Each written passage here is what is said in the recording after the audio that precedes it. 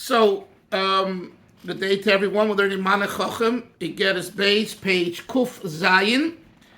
And here in this section of the letter, Rabbi Yoel deals with the belief of the Mizrahi and the Aguda that in one way or the other, the Geula started. Either it's the actual beginning called Ischalta the Geula, or as he says, the Aguda referred to it at the time as Ischalta, the Ischalta, the beginning of the beginning, or another word they used, Hachana l'Geula. And he says that this is clearly against the Rambam, and therefore it's considered from the perspective of the Rambam, as he and the Rebbe see it, as kfira. And I explained at the end of the shir why it's kfira, and I don't know, it was a little rushed, so I'll just repeat it briefly because it's very important.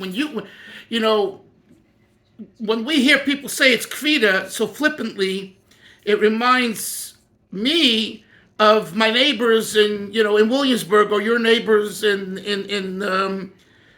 it used to be on the Meir Shurim, but now you have it also in Ramat Bet Shemesh down the road, where they're quick to say you're a kafir, you're a heretic. Why? Because you don't agree with my shita, whatever that shita is, in particular kanois, being a zealot and standing up for the Torah, therefore you're a kafir. And Rabbi Yoel here, who is like the epitome of Chabad philosophy and mastery of Chabad Hasidus, he used the words kfira gemura. So when I read this, when I learn this, it stands out and it begs interpretation or clarification, better said. So I clarified yesterday why is it kfira gemura, because there are Yud Gimel Midas Ikrim, there are 13 principles of faith. One of them is to believe in a Mashiach, and one of them is to believe in Tchias HaMesim. So take for example, if someone comes along and says Tchias HaMesim is not going to happen, Chas v'Sholom, it's not true, resurrection of the dead it's false. According to the 13 principles, every Jew who prays every day and says the 13 principles, or even if they don't say it, like it's not our custom Chabad to say it, but we know about it and we believe in it, we say that's a kafir. That's a heretic. That's kfira. Because if you deny one of the 13 principles, then it's kfira. So Rabbi Yoel says that according to the Rambam, it's the same kfira if you deny the Rambam's understanding of the Torah, that there's a process to Mashiach's coming, and Mashiach will come, and then there'll be the Binya Beis Hamikdash, and only afterwards will be Kibbutz Goliath, the gathering of the exiles of the people throughout the world, bring them back to Eretz Yisrael. What are the Zionists saying, including the religious Zionists? No. They're saying what? That the fact that Yidna came from all over the world in 48, in particular in 67, and there's the constant aliyah, that's all the process that's included in Aschalta de Geula, because it's the ingathering of the Goliath, Kibbutz Goliath. Says Reb Yoel, it's against the Rambam. And if it's against the Rambam, it's Kvira. Now, as I said yesterday, because we need to be honest and forthright, that there's thousands and thousands of Yidden, hundreds of thousands of Yiddens who disagree, and they follow the shita of Rav Kook, etc., that it's not kfira. Why? Because the Gemara and Midrashim say otherwise, and we don't paskin like the Rambam. And I've told you that over and over. I just want to make it clear. But anyone that does agree that since the Rambam is the only codifier, the only halachis who speaks about Hilchas of the Mashiach, the laws of Mashiach, and no later commentator and authority disagreed and wrote against the Rambam, so therefore we accept the word of the Rambam as the final word on these issues. And the Rambam says that Kibbutz Goliath comes after Binya Beis Hamikdash. So according to the Rambam, he would turn around and say to Rav Kook, where's the Beis Hamikdash?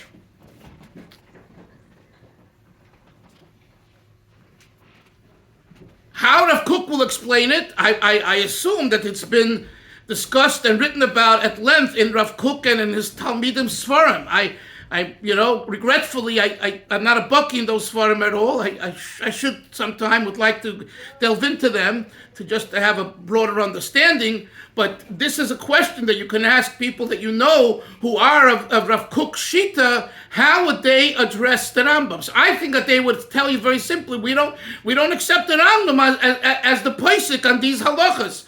And just as the Rambam has his opinion, the Gemara has its opinion. And the Medrash has its opinion, and we could follow those opinions. I believe that's what they would say. Yes, Issa, you have something to add to this? I think there may be a simpler answer, which is that all processes have a beginning and an end. When we have Sosman Kriya Shema, does that mean that you have to finish the entire Kriya Shema by that time, or that you have to start the Kriya Shema by that time? So when you talk about kibbutz gulios, it could be, we certainly do not have the total ingathering of everybody, or you could say even the majority if you count the lost tribes and those people who are still halakhically Jewish and they don't know they're Jewish and we don't know they're Jewish and nobody knows that they're Jewish. So what we consider to be a kibbutz gulios may be a very small fraction of the actual, which will not happen until there's a Beis HaMikdash. However, there are people who are gathering here now. Okay, and then we don't have a Beis HaMikdash. Okay, and once the Beis HaMikdash comes, then everybody else is going to come, and that will be the conclusion of the process. I don't see it as stira. But wait, but in everything you said, you either didn't hear what I'm saying, or I didn't understand you. Wait. You're saying that the Rambam says the kibbutz gulios happens after Binyan Beis HaMikdash. So how do you define kibbutz gulios? Does it mean that not two Jews live in Eretz Yisrael? You could live in Eretz Yisrael. That's not kibbutz gulios. I'm not. Wait a minute. I'm not arguing me. The Rambam's not arguing that kibbutz gulios means every single Jew from all over. I'm not. No, that I agree with you. I'm putting the emphasis is Binyan Beis HaMikdash. Where is the Beis HaMikdash? Where is the building of Beis HaMikdash? We don't have. So then if you don't have, then the next stage can't begin. How can the Rambam writes Binyan Beis HaMikdash comes first. So you have to start playing around with what the Rambam says, Binyan Beis HaMikdash. So how what you said refutes what I said. So that doesn't. Thank you. That's all. And that's the point. So Rabbi, One second. Avram, 1 second. That's Rabbi Yoel's point here, which is not only his, the Rebbe's, and others. And that's why I said, you guys, you're over there, those people who are stronger of Kookniks, ask them this question. I'd like to hear what's their answer. I think their answer is going to be, we don't follow the Rambam, and with the Gemara and the Medrash, and everything's fine. But I would like to know that. That's a question I have, because I can't imagine Rav Kook. He just dismissed the Rambam. First of all, he was a half Litvak. Litvaks are very strong on the Rambam. Chaim Brisker, you know what I'm saying? The Rambam by the Briskers is everything. So Rav Kook wasn't a Brisker, but nevertheless. So it would be interesting to see how the Merkez Harav people and the Rabbonim. In fact, what I'm going to do? I'm going to send an email with Hashem to Rav Magnus, who's our shiva there. Is my shvigers. He's my mother-in-law's stepbrother. So we have a relationship. So I'm going to ask him this, and I bet you he's going to have what to say. Now, Avram, what did you want to say, please? I would say that how do we define what this current situation is in Israel now, where so many people making aliyah? It's a wonderful thing, but it's not halachically the status of Geula. Here's what we're talking about. It's not halakha is not Geula, for sure. The difference living here and living in Los Angeles, it feels different. Totally. Of course. And you feel like you're more Golas being in America than you feel like when you're here. But it is Golas, it feels less Golas. You know what a chassid once told me, Avram? Feeling is nitke muz, or the way we would say in yeshiva when we took a little mashke. Feeling is a stomach ache. We feel, and please forgive me if I sound dismissive, and I do sound dismissive. That's not what I mean. What I mean to say is, just because it feels good, and not only, and I'm going to say more, it is good. Listen, you don't have to tell me. I would love to be in Eretz Yisrael when I walk the streets. I've told you, sometimes I start jumping from Simcha, Kipshute, or singing. I know what the stones of Yerushalayim are, but nevertheless, it still goes. It still goes. I'm sorry. So you're saying Los Angeles is a greater gullus. Guess what? Some people will say otherwise. I met a Jew this morning in Shul, born hungry, raised in Eretz Yisrael, has lived in Detroit now for the last 40, 50 years.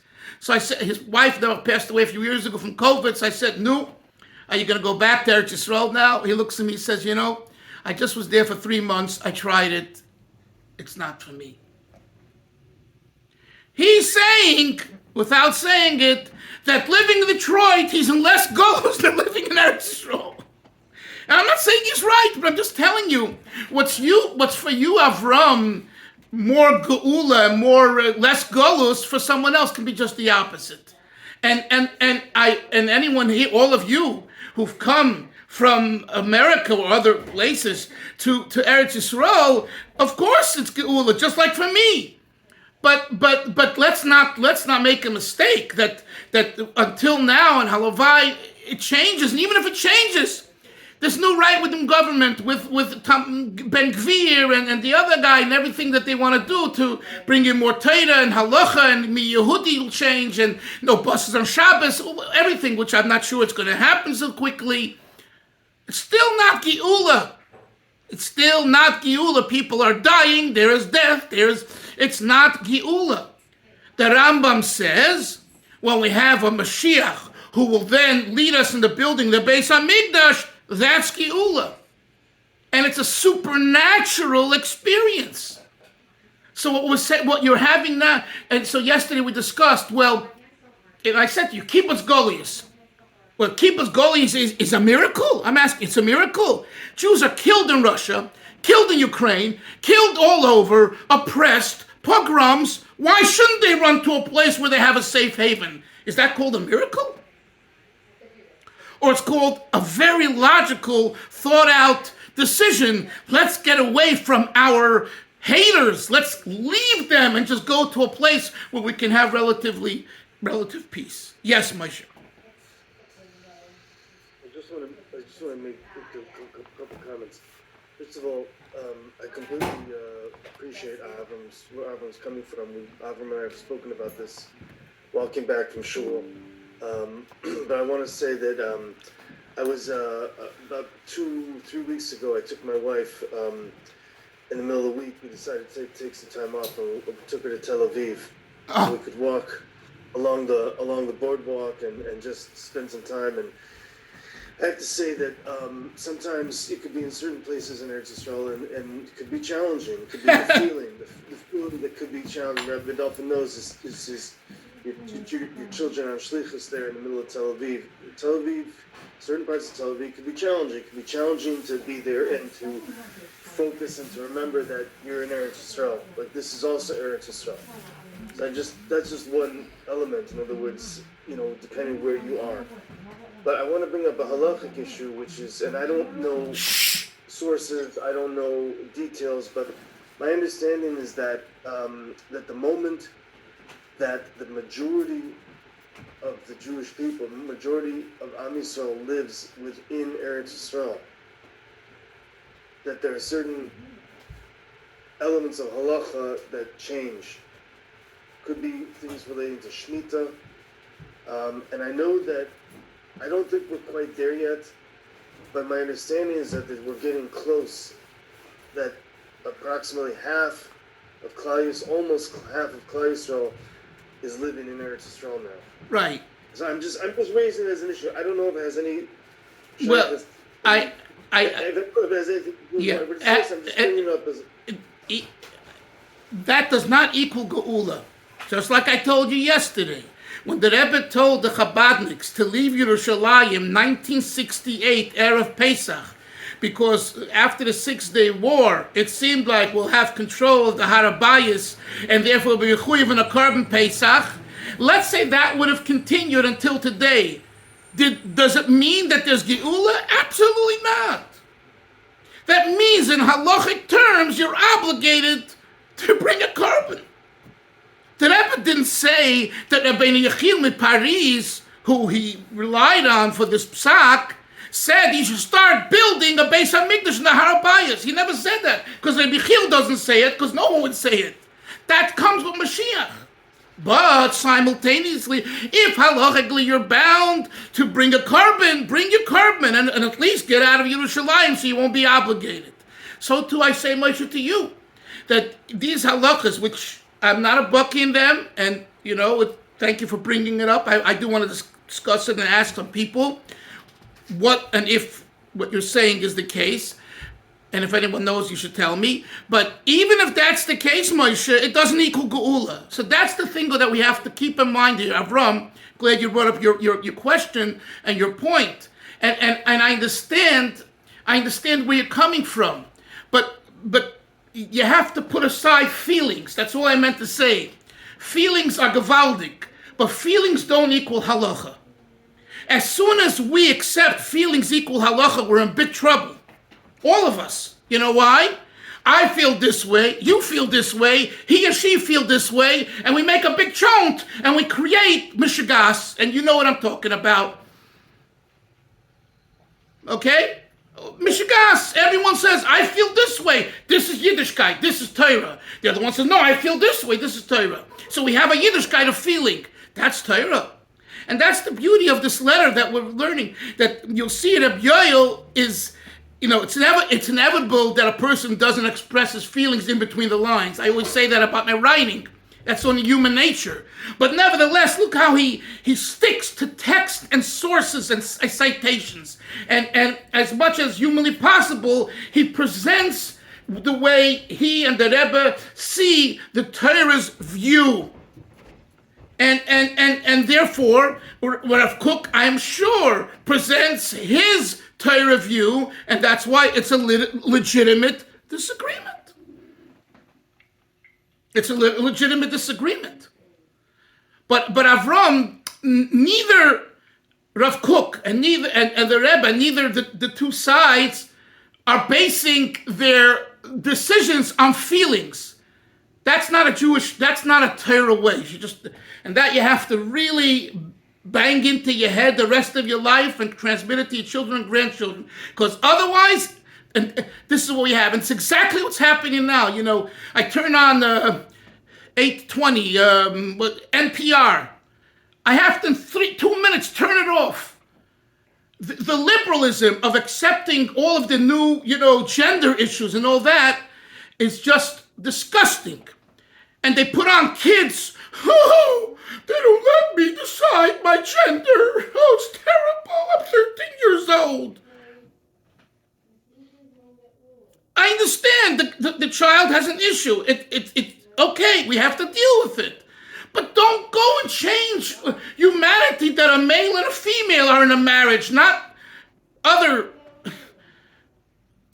You understand? So I have sympathy on a child, a teenager that has certain leanings, and it has to be dealt with him. But that doesn't create the reality. The reality is Torah. The reality is humanity for Goyim, non-Jews. It's civility, law and order. Now we have an issue, we have a problem, so we have a court system. Yes. And you guys, and we have Republicans and Democrats and this and vote and then vote in, and that's a system. And if you're outvoted, then you're outvoted. So either leave that country or whatever. But I'm saying is that from the Torah perspective, Torah is the objective, not the way I feel and you feel. That's good for Farbrengen, for Lava Malka, for story time. It's good then. I hope I'm being clear, because this is a very important point. And this is what really creates, Moshe, all the differences in the community, and the fights and the issues are the feelings. He feels this way, this community this way, the shita this, feelings. if we were to remove the feelings approach and go to the objective truth of Torah, we will disagree. Just like the Rebbe and Rav Kook disagreed. But that's a halachic Torah legitimate disagreement that's to be honored. And this is very, very important because it's not just here. It's in every issue. In every issue of life and as Yidden, as from Yidden, in Eretz Yisrael, outside of Eretz Yisrael, how to go about, with respect. And if we do that, there will be more Avos Yisrael. The same person told me he davens Friday night in the Chabad shul, even though he's Sfard, because everyone, they daven early. And he says, halachically, it's big questions, and I agree with him. I'm not going to go into those that daven early. It's halachically a kula, but so be it. It's been accepted. So let's just right. So he goes to Chabad because Chabad davens at time, right? So here's an example. He's not Chabad. He davens Sfard, but he sees that in this issue, he happens to agree with this shita of understanding the Zman, the times, and he wants to daven that way. Or for that matter, let's talk about Rabbi Soloveitchik. Friday, Rabbi Krinsky from America's Chabad, tells over the story when he was growing up. Rabbi Soloveitchik once showed up, the first night of Pesach at the Chabad shul. His brother had a shul in Boston. And everyone was shocked. Rabbi Soloveitchik, he has a shul at Maimonides day school in where he has his school. What is it? And it's a small minyan, but it's brisk. It was the brisk minyan that Rabbi Soloveitchik wanted. So the chumras he didn't put on anyone else. But here we keep the brisk minhagim from his ancestors. And Friday night he shows up in Chabad. So they asked him, Rabbi Soloveitchik, and it was a long walk, 45 minutes. It wasn't a short walk. And he said, because the minig is with Hallel, and the brisker follow, and he didn't want to implement that in the shul for some reason, I don't know why, and therefore he didn't say anything. The minyan continued his minyan the way it was, and he inconvenienced himself and he walked to Chabad. What do we see? That different minhagim and different leaders and different styles can work together and live together and appreciate each other in various ways. And it doesn't have to be a fight. It doesn't have to be, I'm better than you. And when does the I'm better than you and the fight begin? When we start with feelings. So, I'm not one to, I love feelings, you know that. By now you should know that. But nevertheless, the truth and the emes is the emes, and Torah is the emes. So, the fact that I feel great walking down and standing, in Yerushalayim and on the stones and I'm in seventh heaven or in Tzvas, gewaldig. And what if someone goes, he speaks about New Mexico, he goes to New Mexico, or he goes to Boulder, Colorado, and he looks at the stars, and he says, wow, Bairi Eilam. I was in Boulder, Colorado, right? And the shliach there, Rabbi Shiner, I went to see Zal B'Shechter, so he said, let me take you a little bit around for a few minutes. So 15 minutes from his house, out those beautiful mountains, the Colorado mountains. I'm driving, so he takes me over there, mamish, like 15 minutes from the house, beautiful mountains. And what do I see there? Running on the mountains. I never saw such a thing in my life. I thought they were deer. He says, my friend, these are not deer, these are mountain lions. Stay in the car if you know what's good for you. And we're going back. So for some reason we stopped. He wanted to show me this quaint little post office, probably from 100 years ago. And he says, we're not going out, because guess what? A mountain lion came to our car. Baruch Hashem, it went away. Nifloyos habayra, wonders of God, the Creator. Mountain lions, beautiful mountains. Where I lived in Marin County, and Professor Brower came from McGill, the Lubavitcher scientist. He came, I brought him for Shabbaton, and he says, Chaim, he says, I found Gan Eden on earth. I've been looking for Gan Eden on earth all my life, It ain't in Montreal. It ain't in New York. It ain't in Boston where at Harvard where I was. It's right here in Marin County in your backyard. We can walk up the beautiful mountains. Neflois habayda. So you're going to see Neflois habayda.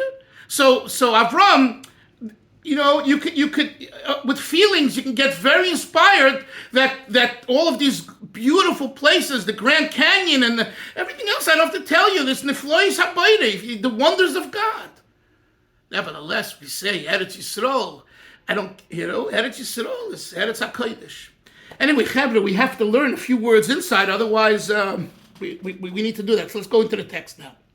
But this was an important discussion. So we're now at Kuf Zayin, second paragraph. Okay. Just as regarding nationalism. These religious Zionists grabbed onto this idea, Al-Maimon Azal, and they took the saying of the Razal, Yisrael, a Jew, quote, a Jew, even though he sinned, Yisrael, he's still a Jew. And they interpreted that to mean that you could sin and still be a Jew. So therefore, what's important is to identify with the Jewish nation. And the fact that you sin, big deal. So they took that Chazal and they used it for their philosophy. And Rabbi Yoel already in the previous part of the letter, refuted the argument. So the Rabbi Yoel just says, just as regarding the issue of nationalism, the religious Zionists they took this Chazal and they twisted it to endorse their Shita. So too regarding the beginning of redemption issue. As they haben in Yiddish, as they haben sich angehabt, that they grabbed, angehabt means to grab, they grabbed al Yerushalmi, val medrash shir hashirim, they quoted Yerushalmis, okay, and medrash shir hashirim, midrash shir hashirim, and he doesn't give us these citations here, but he's referring to some citations there. And they use those citations as justification for Aschalta de Gula. Says Rabbi Yoel, Elo shekan silfu, in bold. Silfu means they confused, or even more than confused, they purposely misinterpreted. And so Yerushalmi v'sa medrash, and again, I don't have a text to tell you what that would be. Rabbi Yoel writes to this person, here is not the place to show you how they were masalif, they intentionally interpreted incorrectly with a spin on the Yerushalmi and the Medrash to justify their shita. So I don't know, and again, it would be good if someone can find this out, it would be great, and we could learn it and discuss it. Let's go further. Okay. And to the point that the Mechaber of Aktufa V'Agdoila, the Sefer, the great Kufa, period, Kaisav Be'atzma, he writes himself, Shemedivrei Rambam, that if you look at the words of the Rambam, it's clear, Shekol Ascholos HaGeula Tia Yedei Mashiach Tzidkeinu. Okay, Isser? If he's still here, yeah, he's there. That at Kufa Gdoila, which is of the opinion that it's a Schalta de Geula, he himself quotes the Rambam, and he says that the Rambam says that the Geula won't begin till we have Mashiach Tzidkeinu. Not till we have gatherings. He cites the Rambam, Rabbi Yoel says. You see, that's why I said it, sir. That's what they're relying on. He agrees that the Rambam says so-and-so. This is what I said earlier. But nevertheless, the Yerushalmi and the Medrash Yerushidim say otherwise, and we're following them. That's why I concluded what I said before, that it seems to me, the Shita, Rav Kook, and others, is that they know about the Rambam, but they disagree with the Rambam, and they say we have our sources to rely on. And it's exactly what it says here.